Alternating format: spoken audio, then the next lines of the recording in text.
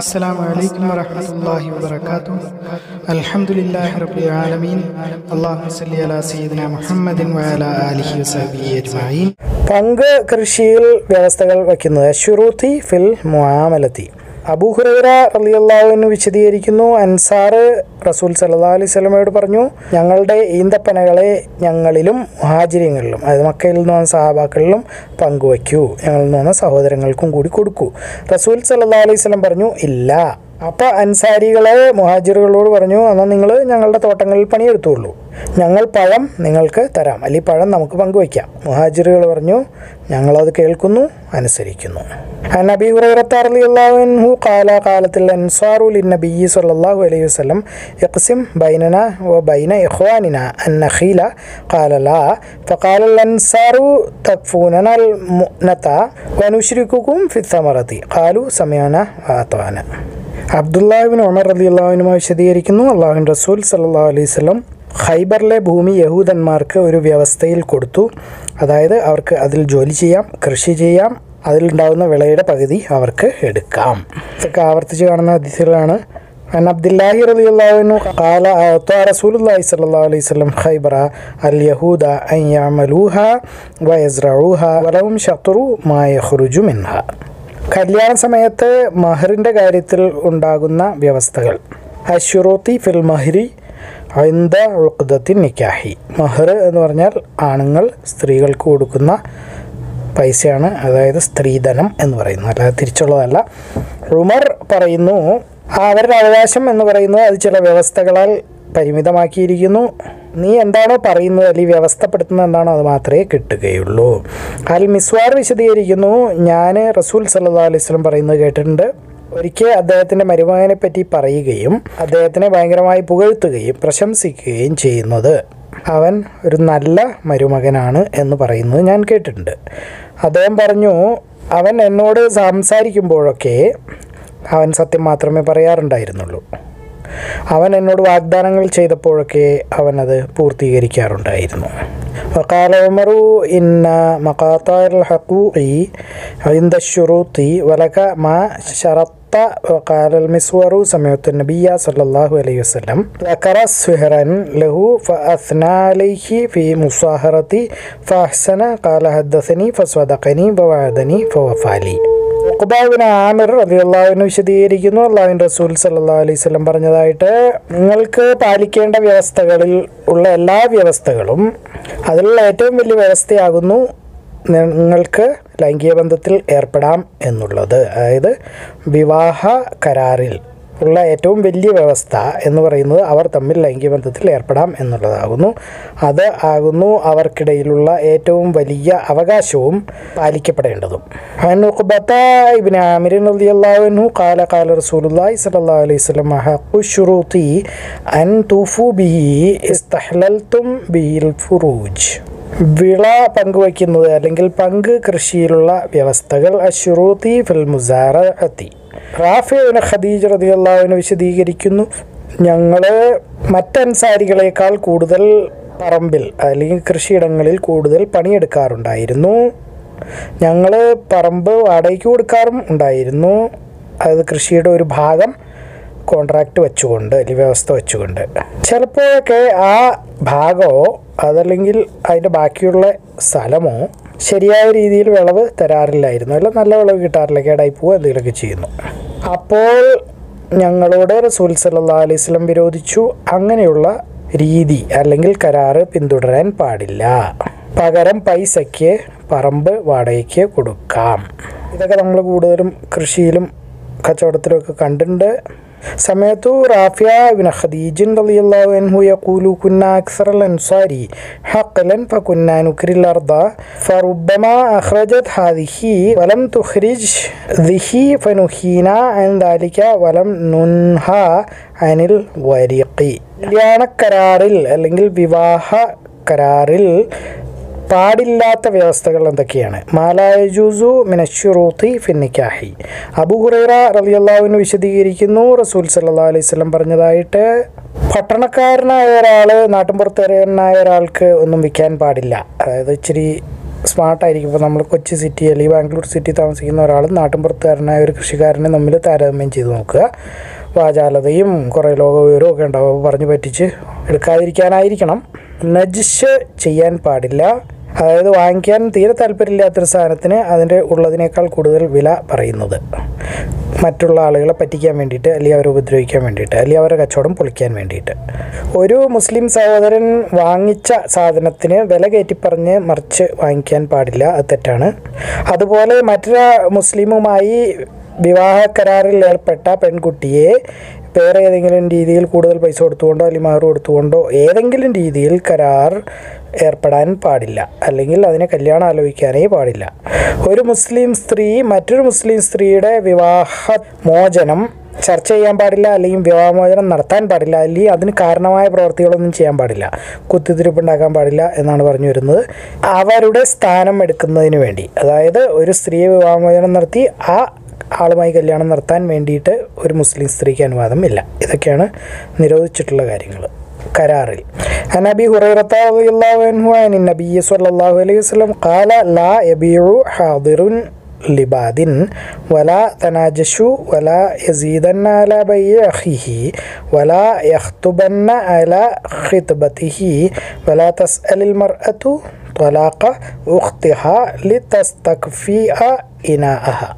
അള്ളാഹു മുന്നോട്ട് വയ്ക്കുന്ന ശിക്ഷകളിൽ, അല്ലെങ്കിൽ അള്ളാഹുവിൻ്റെ ഉത്തരവുകളിൽ ഉള്ള ശിക്ഷകളിൽ എന്തൊക്കെയാണ് വ്യവസ്ഥകൾ അനുവദനീയമല്ലാത്തത്? അശ്ശുറൂത്തില്ലത്തി ലാ തഹില്ലു ഫിൽ ഹുദൂദി. അബൂ ഹുറൈറയും സെയ്ദ് ബിൻ ഖാലിദ് അൽ ജുഹാനി റളിയല്ലാഹു അൻഹുമായും വിശദീകരിക്കുന്നു. ഒരു നാട്ടിൻപുറത്തുകാരൻ അള്ളാഹുവിൻ്റെ റസൂൽ സല്ലല്ലാഹു അലൈഹി വസല്ലം അടുത്തേക്ക് വന്നു. എന്നിട്ട് ചോദിച്ചു, അല്ലയോ അള്ളാഹുവിൻ്റെ റസൂലേ, അള്ളാഹുവിൻ്റെ നാമത്തിൽ ഞാൻ നിന്നോട് പറയുന്നു, അള്ളാഹുവിൻ്റെ നിയമം അനുസരിച്ചുകൊണ്ട് എൻ്റെ മേൽ വിധി പറയുക. അപ്പോൾ അവൻ്റെ എതിരാളി പറഞ്ഞു, കൂടുതൽ പഠിച്ച ആളായിരുന്നു, പുള്ളി ഇച്ചിരി വർത്താനൊക്കെ പറയാൻ അറിയാവുന്നത്. അതെ, ഞങ്ങൾക്കിടയിൽ അള്ളാഹുവിൻ്റെ നിയമം അനുസരിച്ചുകൊണ്ട് വിധി പറയൂ, പിന്നെ എന്നെ സംസാരിക്കാൻ അനുവദിക്കൂ. അള്ളാഹുവിൻ്റെ റസൂൽ സല്ലല്ലാഹു അലൈഹി വസല്ലം പറഞ്ഞു, ഓക്കെ, സംസാരിക്കൂ. അപ്പോൾ അവൻ, അതായത് ഒന്നല്ലെങ്കിൽ നാട്ടിൻപുറത്തുകാരൻ അതല്ലെങ്കിൽ മറ്റേ മനുഷ്യൻ പറഞ്ഞു, എൻ്റെ മോൻ വേലക്കാരനായി ജോലി ചെയ്യുകയായിരുന്നു, അല്ലെങ്കിൽ പണിക്കാരനായിരുന്നു ഈ മനുഷ്യൻ്റെ. അവൻ അയാളുടെ ഭാര്യയുമായി വിവാഹേതര ലൈംഗിക ബന്ധത്തിൽ ഏർപ്പെട്ടു. ആളുകൾ എന്നോട് പറയുന്നു, എൻ്റെ മോനെ കല്ലെറിഞ്ഞുകൊള്ളുക എന്നുള്ളത് നിർബന്ധമായ കാര്യമാണ് എന്ന്. പക്ഷെ അതിന് പകരമായിട്ട് ഞാൻ എൻ്റെ മകന് ജീവനാംശം കൊടുത്ത് അവനെ ഒഴിവാക്കാൻ ശ്രമിച്ചു. അത് 100 ആടിനെയും ഒരു അടിമ സ്ത്രീയെയുമാണ് കൊടുത്തത്. പിന്നീട് ഞാൻ മതപണ്ഡിതന്മാരുടെ അടുത്ത് പോയി അതിനെപ്പറ്റി വീണ്ടും ചോദിച്ചു. അവർ പറഞ്ഞു, എൻ്റെ മോനെ 100 അടി അടിക്കണമെന്ന്, എന്നിട്ട് അവനെ 1 കൊല്ലത്തേക്ക് നാട് കടത്തുകയും വേണം. ഈ മനുഷ്യൻ്റെ ഭാര്യയെ കല്ലെറിഞ്ഞ് കൊല്ലണം. അള്ളാഹുവിൻ്റെ റസൂൽ സല്ലല്ലാഹു അലൈഹി വസല്ലം പറഞ്ഞു, അവനാണേ ആരുടെ കയ്യിലാണോ എൻ്റെ ആത്മാവിരിക്കുന്നത് സത്യം, അതായത് അള്ളാഹു ആണ് സത്യം, ഞാൻ നിങ്ങൾക്കിടയിൽ അള്ളാഹുവിൻ്റെ നിയമം അനുസരിച്ചുകൊണ്ട് വിധി പറയാം. അടിമ പെൺകുട്ടിയും ആടുകളും തിരിച്ച് നിൻ്റെ അടുക്കൽ തന്നെ വരണം, അതായത് അത് സ്വീകാര്യമല്ല. നിൻ്റെ മകൻ 100 അടി അടിക്കണം, 1 കൊല്ലം നാട് കടത്തപ്പെടണം. നീ ഉനൈസെ ഇവൻ്റെ ഭാര്യ അടുത്തേക്ക് പോവുക, അവളോട് കുറ്റം ഏറ്റു പറയാൻ പറയുക. അവൾ കുറ്റം ഏറ്റു പറഞ്ഞാൽ, അത് തെറ്റുകാരിയാണെന്ന് തെളിഞ്ഞാൽ അവളെ കല്ലെറിഞ്ഞ് കൊല്ലുക. ഉനൈസ് ആ സ്ത്രീ അടുത്തേക്ക് പോയി. പിറ്റേ ദിവസം രാവിലെ അവൾ കുറ്റം സമ്മതിച്ചു. അള്ളാഹുവിൻ്റെ റസൂൽ സല്ലല്ലാഹു അലൈഹി വസല്ലം അവളെ കല്ലെറിഞ്ഞു കൊല്ലാൻ ഉത്തരവിട്ടു. عن أبي هريرة وزيد بن خالد الجهيني رضي الله عنهما أنهما قالا إن رجلا من الأعراب أتى رسول الله صلى الله عليه وسلم فقال يا رسول الله أنشدك الله ألا قضيت لي بكتاب الله فقال الخصم الآخر وهو أفقه منه نعم فاقضي بيننا بكتاب الله وأذن لي. فقال رسول الله صلى الله عليه وسلم قل. قال إن ابني كان عسيفا على هذا فزني بامرأته وإني أخبرت أن على ابن الرجم فافتديت منه ب100 شاة ووليدة فسألت أهل العلم فأخبروني أنما على ابني 100 جلدة وتغريب عام وأن على امرأة هذا الرجم فقال رسول الله صلى الله عليه وسلم والذي نفسي بيده لأقضين بينكما بكتاب الله الوليدة والغنم رد عليك وعلى ابنك جلد 100 وتغريب عام اغد يا أنيس إلى امرأة هذا فإن اعترفت فرجهما قال فأذى عليها فاعترفت فأمر بها رسول الله صلى الله عليه وسلم فرجمت. ഒരടിമയുടെ കാര്യത്തിൽ ഒരു കോൺട്രാക്റ്റ് എഴുതി വെച്ചിട്ടുണ്ട്, അത് കരാറ് ഉണ്ടാക്കി വെച്ചിട്ടുണ്ട്, അടിമയുടെ മോചനത്തിനുള്ള മോചനക്കരാറ്. അതിൽ അനുവദനീയമായ കാര്യങ്ങൾ എന്തൊക്കെയാണ്? അവനെ വേറൊരാൾക്ക് വിൽക്കാമോ? കരാറിലുള്ള ആളാണ്, ഓൾറെഡി കോൺട്രാക്റ്റൊക്കെ എഴുതി വെച്ചിട്ടുണ്ട്, മോചനക്കരാറ്. അങ്ങനെയുള്ള ഒരാളെ വിൽക്കാമോ? ആ വാങ്ങിക്കുന്ന ആൾ ഇവനെ സ്വതന്ത്രനാക്കാൻ വാഗ്ദാനം കൊടുത്താൽ. മായജൂസു മിൻ ഷുറൂത്തിൽ മുക്കാത്തബി ഇദാ റളിയ ബിൽ ബൈഇ അലാ അൻ യുതഖ. ഐമാൻ അൽ മക്കി വിശദീകരിക്കുന്നു, ഞാൻ ആയിഷ റളിയല്ലാഹു അൻഹയെ സന്ദർശിച്ചപ്പോൾ അവർ പറഞ്ഞു, ബരീറ ഒരു മോചനക്കരാറിൽ ഏർപ്പെട്ടിരിക്കുകയായിരുന്നു, അവളുടെ മോചനവുമായി ബന്ധപ്പെട്ട് ഒരു പ്രത്യേക തുകയ്ക്ക്. അപ്പോൾ തുകയൊക്കെ തീരുമാനമായി.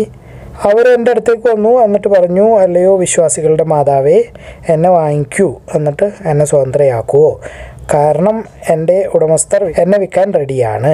ആയിഷ അത് സമ്മതിച്ചു. ബരീറ പറഞ്ഞു, എൻ്റെ ഉടമസ്ഥർ എന്നെ ഒരു വ്യവസ്ഥയിൽ മാത്രമേ വിൽക്കുകയുള്ളൂ, അതായത് വലാ അവരുടെ കയ്യിൽ ഇരിക്കും.